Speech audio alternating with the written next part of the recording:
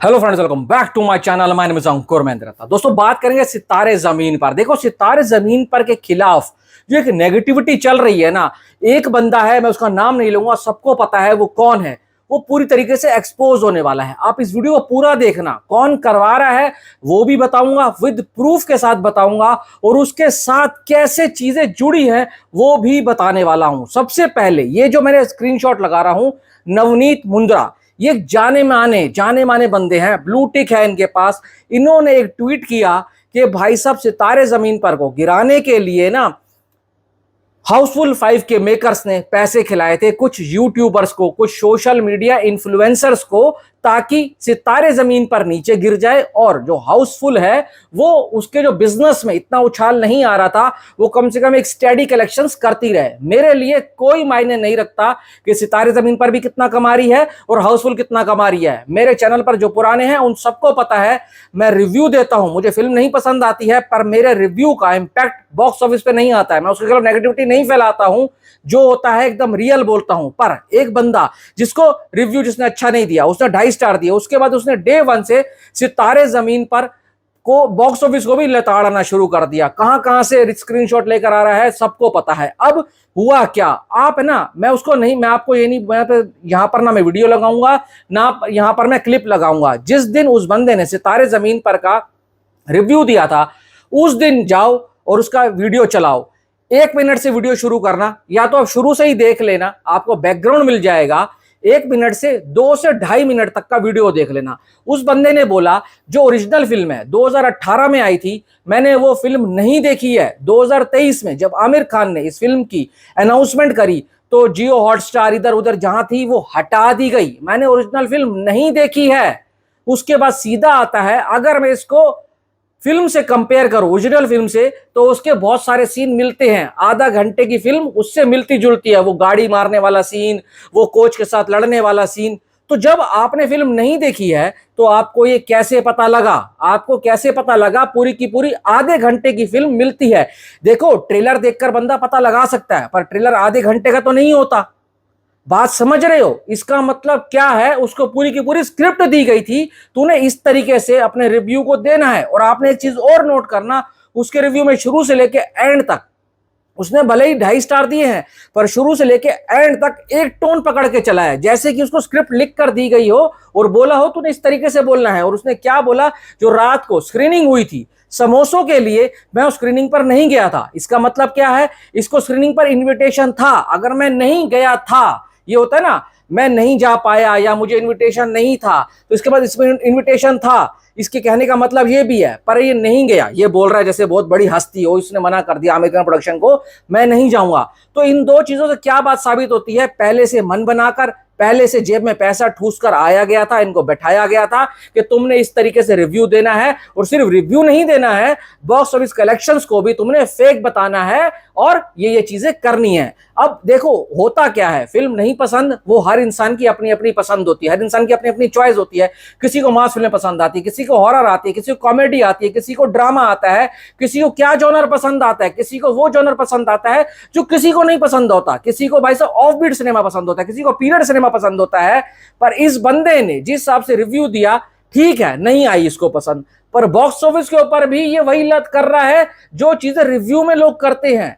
अब इससे आप खुद समझ जाओ कि भाई एक फिल्म को नीचे गिराने के लिए कितनी ताकतें लगी हुई हैं, और अभी भी वो नहीं छोड़ रहे हैं, और लोग उनको इतना ज्यादा वो कर रहे हैं जैसे कि वो बंदा सच बोल रहा हो। तो आप समझदार हैं, किसका साथ देना है किसका नहीं देना है, मत दो किसी का साथ, पर कम से कम सच के साथ तो रहो। मैं कह रहा हूं, एक फिल्म नेक इरादे से बनी है, इतनी ऑनेस्टी से बनी है, कुछ सोशल मैसेज दे रही है, तो नीयत साफ है।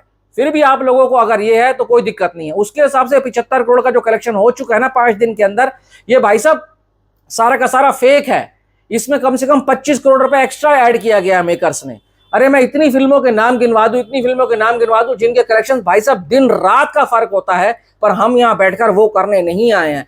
मैं कहता हूं, सिनेमा है तो हम हैं, सिनेमा चलेगा तो हम चलेंगे, और सिर्फ हम नहीं चलेंगे, थिएटर वाला भी चलेगा, अंदर जो पिज्जा बेच रहा है, अंदर जो भाई साहब पॉपकॉर्न बेच रहा है वो चलेगा।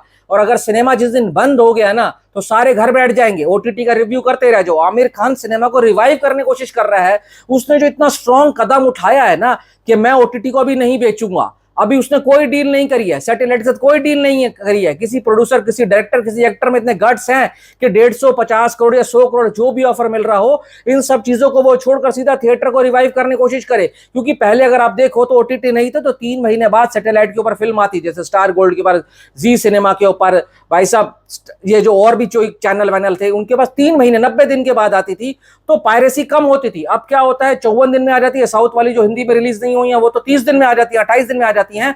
उसी दिन उनका भाई साहब एकदम एचडी ब्लू रे प्रिंट कहीं इधर उधर उल्टी सीधी साइटों पे भी आ जाता है। तो अगर ये बंदा कोशिश कर रहा है सिनेमा को बचाने की, अगर बड़े बड़े एक्टर सलमान खान, शाहरुख खान, अक्षय कुमार, अजय देवगन, बड़े बड़े डायरेक्टर राजा मौली साहब ये कदम उठा ले कि हम ओटीटी को इतनी जल्दी नहीं बेचेंगे, तो इससे आपको क्या लगता है सिनेमा बचेगा? नहीं, सिनेमा जिंदा रहेगा और हमेशा के लिए जिंदा रहेगा। ओटीटी आने से कुछ लोगों को तो फर्क पड़ा है कि हाँ भाई सिनेमा फिल्में बहुत सस्ते में पड़ जाती हैं, आप 1000 रुपए की सब्सक्रिप्शन खरीदो, पूरा परिवार एक साथ बैठकर देखो और पूरे साल भर फिल्में देखते रहो। दुनिया भर का हजारों कंटेंट होता है।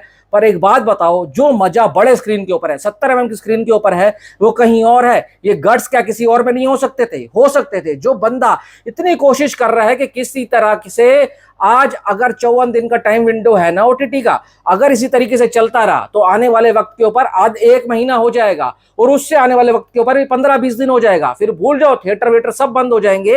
एक थिएटर से कितनों के घर चल रहे हैं आप खुद सोच कर देखो। वो पार्किंग वाला भी उससे कमा रहा है, जो बाहर कहीं स्टॉल पे कुछ बेच रहा है, सिंगल स्क्रीन के सामने समोसा बेच रहा है, चाउमीन बेच रहा है, चाहे बर्गर बेच रहा है, वो भी उससे कमा रहा है। तो वो बंदा सब चीजों को लेकर चल रहा है, पर ये बंदा पहले दिन से उसकी नेगेटिविटी कर रहा है। और ये सोचो, इतने बड़े बड़े मेकर पैसा खिला रहे हैं एक फिल्म को गिराने के लिए।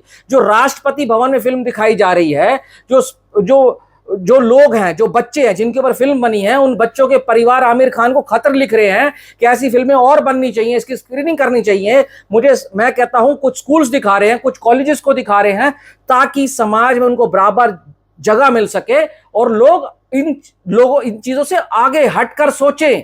क्योंकि फिल्म में अगर आप देखो तो उनकी खासियत भी दिखाई गई है। कोई कार मैकेनिक होता है, कोई भाई साहब बच्चों को, कुत्तों के बच्चे जो मतलब जो भी होते हैं उनके साथ खेलता है, उनको पाल रहा होता है, उनके उसके अच्छे रिलेशन होते हैं, कुछ नर्सरी में काम कर रहे होते हैं। तो ये दिखाया है अगर एक तरफ उनका कुछ ना कुछ दिमागी रूप से, किसी शारीरिक रूप से वो पूरी तरीके से परिपक्व नहीं है, तो एक चीज उनकी साइड अच्छी भी है।